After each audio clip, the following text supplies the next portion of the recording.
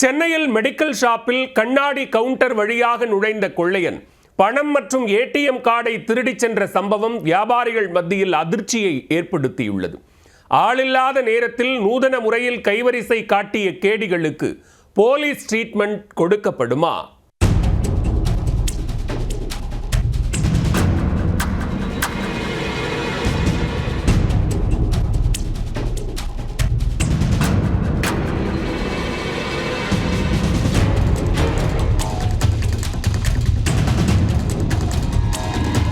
இருசக்கர வாகனத்தில் வந்த கொள்ளையர்கள் பட்டப்பகலில் 16 நொடிகளில் பணத்தை திருடி கொண்டு ஓடிய சிசிடிவி காட்சிதான் இது.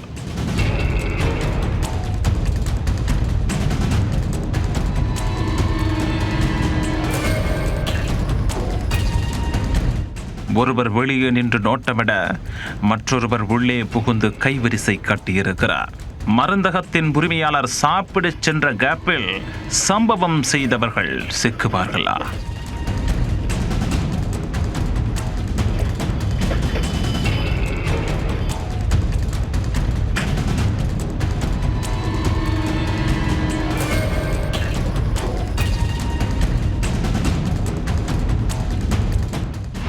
சென்னை ஜல்லடியான்பேட்டை பகுதியைச் சேர்ந்தவர் செல்வமேரி. இவர் புதுநகர் பேருந்து நிலையம் அருகே மெடிக்கல் ஷாப் ஒன்று நடத்தி வருகிறார். மதிய உணவிற்காக கடையின் கண்ணாடி கதவை மூடிவிட்டு வீட்டிற்கு சென்றிருக்கிறார் மேரி. 1/2 மணி நேரம் கழித்து மீண்டும் கடைக்கு திரும்பி இருக்கிறார். பின்னர் லாக்கரை திறந்து பார்த்தபோது காலையில் இருந்து கலெக்ஷன் ஆன பணம் மாயமானதைக் கண்டு அதிர்ச்சி அடைந்திருக்கிறார்.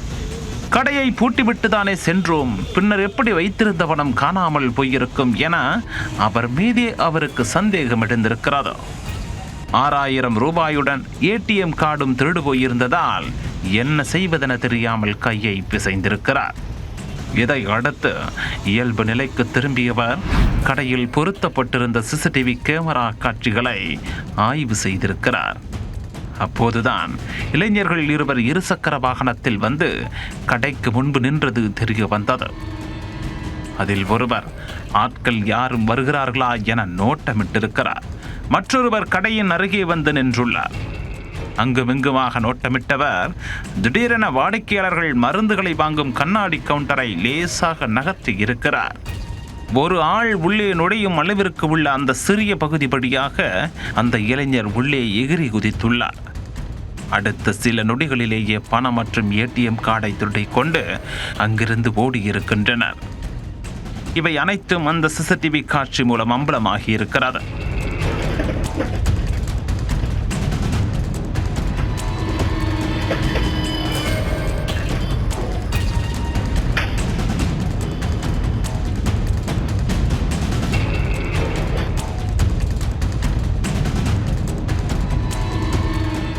அந்த சிசிடிவி காட்சி ஆதாரத்துடன் மேடவாக்கம் காவல் நிலையத்தில் செல்வமேரி புகார் அளித்துள்ளார்.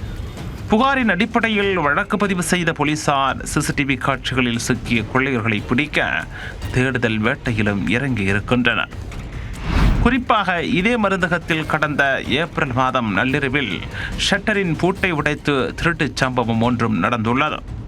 இந்த நிலையில் பட்டப்பகலில் மக்கள் நடமாட்டம் அதிகமுள்ள பிரதான சாலையோரம் உள்ள கடையில் மீண்டும் திருட்டுச் சம்பவம் அரங்கேறி உள்ளது. எனவே நன்கு அறிந்த நபர்களே திட்டமிட்டு அடுத்தடுத்து கைவரிசை காட்டியிருக்கலாம் என்கிற சந்தேகமும் எழுந்திருக்கிறது.